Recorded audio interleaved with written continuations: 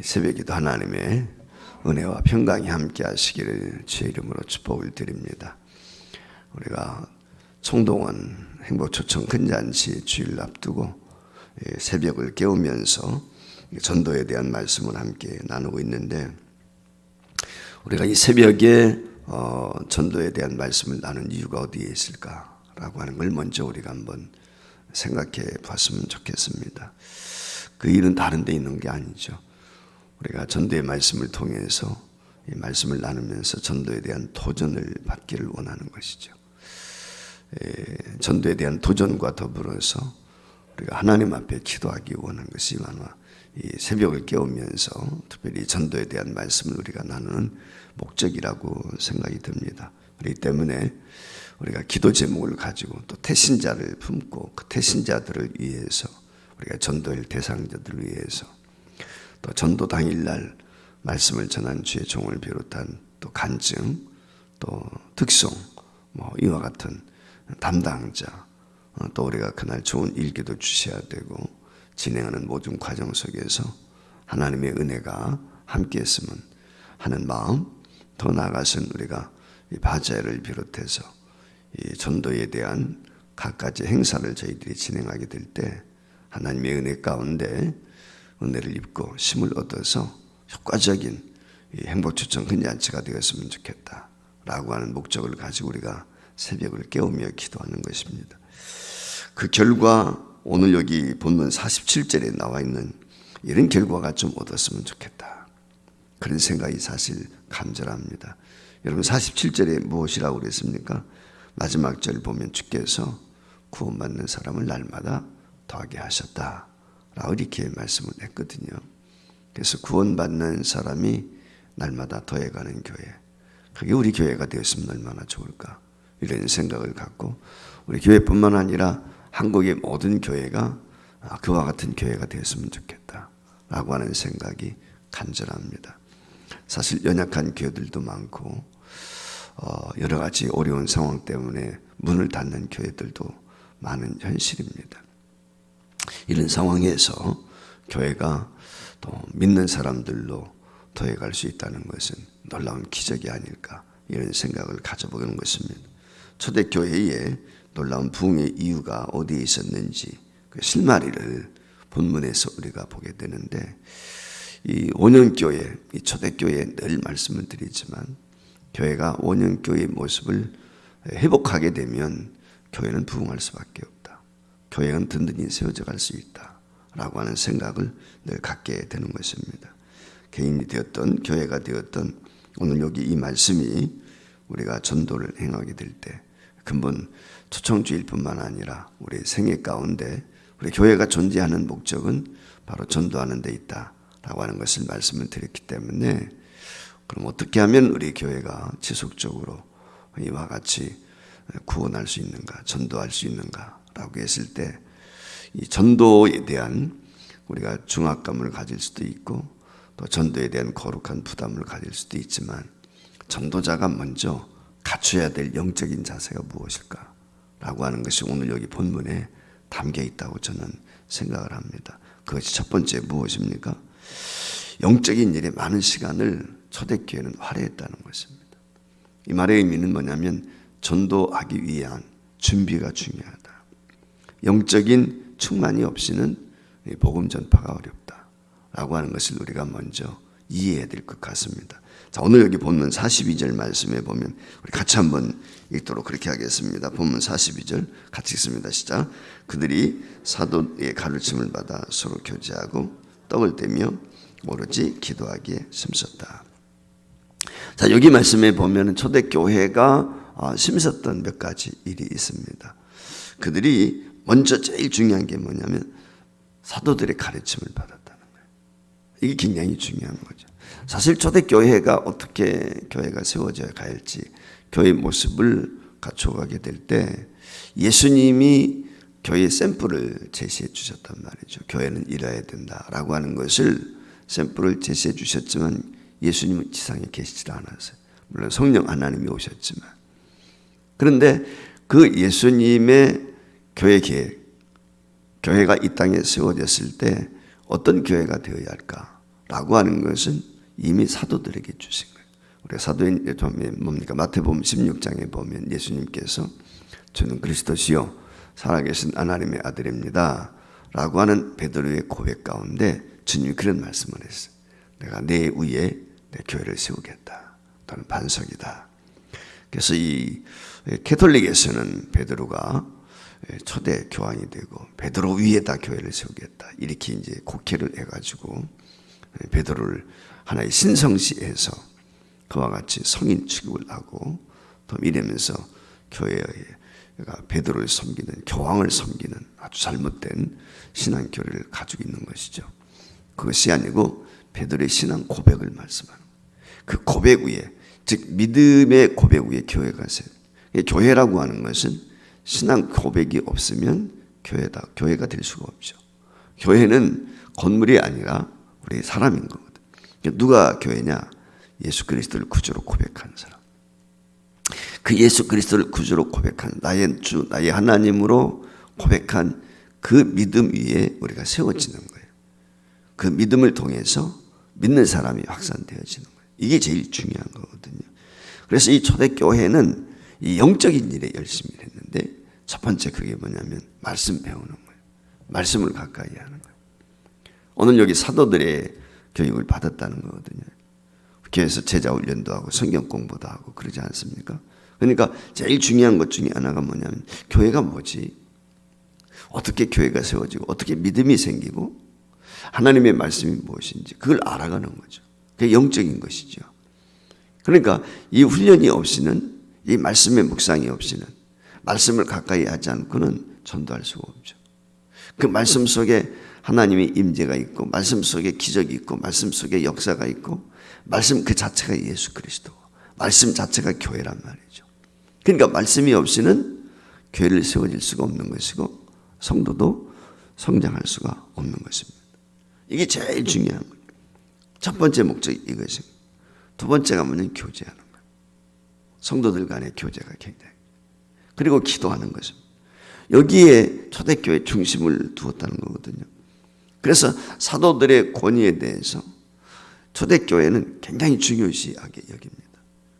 초대교회는 잘못된 개념이 있을 수 있죠. 그게 뭐냐면은 바로 조금 전에도 이야기했지만 캐톨릭에서는 사도의 권위를 아주 신성시하는 거거든요. 그래서 이 교황에만 그 사도성이 주어졌다 이렇게 생각을 하는데 세상은 우리 교회에 다 주어진 것이거든요. 어쨌거나 사도는 주께서 허락하신 이 권을 가지고 말씀을 가르치는데 노력을 했습니다. 반면에 성도들은 어떻게 합니까?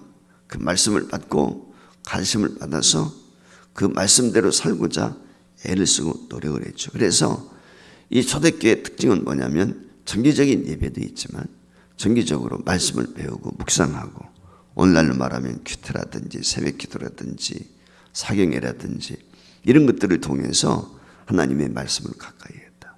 이게 굉장히 중요한 것입니다. 그래서 우리가 복음을 전하기 위해서는 복음을 전하는 자가 먼저 무장이 필요한 거예요. 전신갑주를 우리에게 주셨단 말이죠. 예수님께서 제자들을 둘씩 짝지어 보내게 될 때 그들의 능력과 권능을 주셔서 복음을 전할 수 있도록 했어요. 그래서 그들이 나가서 복음을 전하게 될 때 놀라운 기적과 이적들이 일어나게 되거든요. 그러니까 이 영적인 전쟁에서 하나님께서 우리에게 전신갑주를 취할 것을 말씀을 하시면서 우리에게 주신 무기가 있는데 그게 말씀의 무기 아닙니까? 말씀을 가지고 나가는 말씀이 없이는 우리가 사악한 영들과의 싸움에서 승리할 수가 없어요. 예수님이 시험을 당할 때 말씀을 통해서 그 시험들을 다 물리쳤단 말이죠. 그러니까 우리가 말씀으로 무장을 해야 밖에 나가서 복음을 전하게 될 때 우리에게 도전해 오는 이 세상의 세력과의 싸움에서 승리할 수 있는 거예요. 방어만 해가지고는 우리가 이길 수 없단 말이에요. 공격 무기가 있어야죠. 그래서 상대방의 심령 골수를 쪼갤 수 있는 이 말씀, 이 말씀의 권능, 이 말씀의 역사를 우리가 경험을 해야 돼. 그러기 위해서 말씀을 묵상해야 되고 말씀을 읽어야 되고 말씀을 먹고 듣고 행하고 이게 굉장히 중요한 거예요. 그래서 성경 말씀을 묵상하고 배우는 것이 그래서 중요하다라고 하는 것입니다. 두 번째가 뭡니까? 성도에게 제일 중요한 것 중에 하나가 기도와 교제하는 것입니다. 여러분, 기도가 무엇입니까? 성도 간의 교제가 굉장히 중요해요. 사람은 혼자 살 수 없습니다. 세상 이치도 더불어 사는 거거든요. 관계적 동물이란 말이죠. 혼자 살 수 있는 사람은 없어요. 독불장군은 없다 그 말이에요. 그러니까 더불어 사는 거예요. 믿음이 좋은 사람일수록 많은 교우 관계가 있습니다. 그래서 여럿을 사귀입니다. 교제합니다. 왜냐하면 사람의 모습은 다 달라요. 열이면 열 다 다르다고요. 신앙의 모습도 다 다를 수 있어요. 그래서 다양한 경험도 중요하지만은 교제를 통해서 믿음이 자라는. 늘 우리가 교제를 이야기할 때는 숯불 얘기를 하지 않습니까? 그 활활 타오르는 숯. 이게 모아져서 장작들이 모아지게 될 때 놀라운 화력을 발휘하죠. 근데 아무리 이 불이 이렇게 타이는 장작도미를 할지라도 그것을 불더미에서 꺼내면 조금 지나면 숯덩이가 되고 마는 거예요. 그러니까 함께 더불어 있을 때 시너지 효과가 있는 것이죠. 그래서 어리석은 일을 했다든지 낙심 중에 있다든지 시험을 들었다든지 환난을 만났다든지 라고 했을 때 성도의 교제를 통해서 위로받게 되고 문제를 위해서 같이 기도하게 되고 그 속에서 주의 임재를 경험하게 되고 성도가 서로 피차간에 위로받고 격려하고 힘을 주고 이게 중요한 거거든요. 그래서 믿음의 형제가 굉장히 중요한 거죠. 그래서 성도 간에 교제하는 거예요. 목사님들도 마찬가지거든요. 목사님들도 목회하다 보면 좋은 일만 있는 것 아니지 않습니까?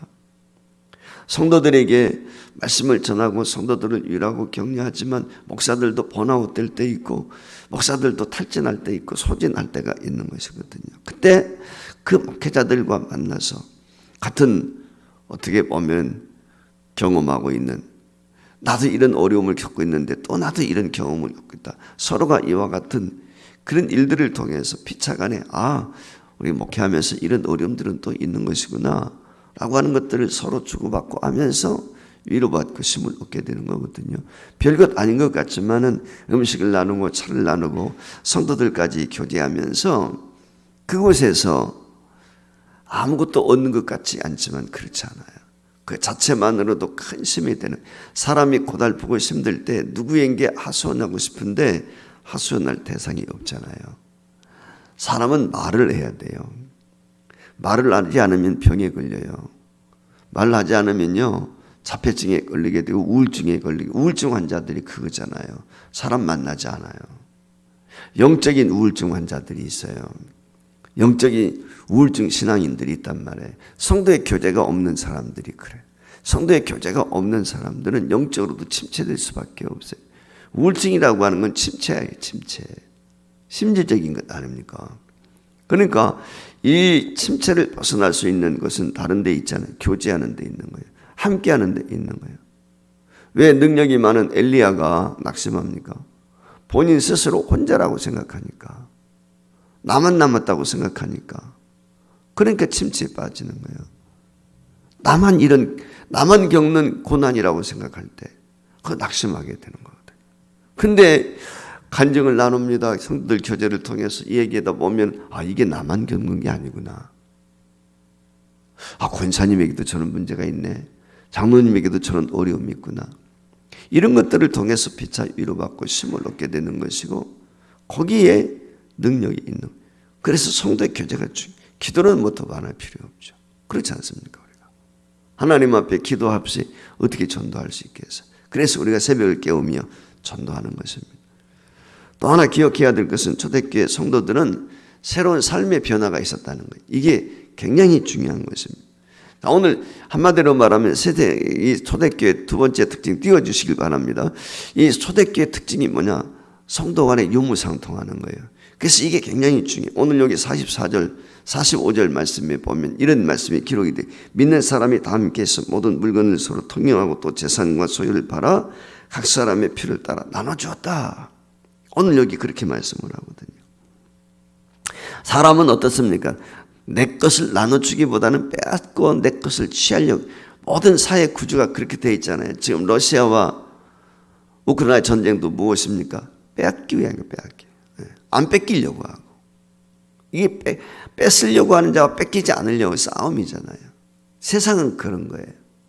그런데 오늘 여기 초대교회는 무엇이? 나눠주는, 베푸는 거예요. 예수님께서 일찍이 마태복음 6장 24절 말씀에 보면 그런 말씀을 하셨죠. 너희가 하나님과 재물을 겸하여 섬기지 못한다. 그런 말씀을 하셨는데 사실 오늘날은 재물과 하나님을 겸해서 섬기는 정도가 아니라 재물이 하나님이 됐죠. 만몬, 신이 되어버렸어요. 물질 만능주의가 되어버렸단 말이에요. 이게 얼마나 안타까운 사실입니까? 하나님보다도 말씀보다도 물질을 더 의지하는 그런 세상이 되었어요. 그래서 신앙생활을 오래 했느냐, 직분이 있느냐, 그것 떠나서 많은 사람들이 물질의 노예가 되어서 물질에 눈이 멀어서요. 그게 돈 버는데 현안이 되어 있단 말이죠. 오늘 우리가 이 물질로부터 자유하지 않으면 전도할 수가 없어요. 전도의 제일 중요한 것 중에 하나가 나눔이에요, 나눔. 그래서 이번에 우리가 오늘 내일이죠, 이제 사랑의 바자회인데 그게 뭡니까? 사랑 나눔 바자회거든요. 나누는 거예요. 그래서 우리가 원가로 그냥 나누는 거예요. 어떤 이익을 마진을 남기는 것이 목적이 아니고 함께 나누기 위한 게 목적이에요. 그러니까 우리가 이 나눔을 통해서 복음을 초대교회의 특징 중에 하나가 이거예요. 그 나눔의 권세가 있었어요. 세상이 두려워했어요. 세상은 다 막 취하는 게 목적이에요. 자기 끌어모으는 게 목적이에요. 근데 교회는 나누는 게 목적이었어요. 복음을 나누고 떡을 나누고 이게 굉장히 중요한 거죠. 이것이 초대교회 부흥의 원동력이었다. 내일 있을 바자회에 모든 성도들이 참여할 수 있도록 이 아침에 기도하시고 그래서 우리가 준비한 음식을 나누고 함께 교제하고 그래서 오늘 여기 마지막 47절에 기록되어 있는 것처럼 날마다 믿는 무리가 더해가는 우리 교회와 이 땅의 모든 교회가 될 수 있기를 위해서 소망해야 될 줄 믿습니다. 기도하겠습니다.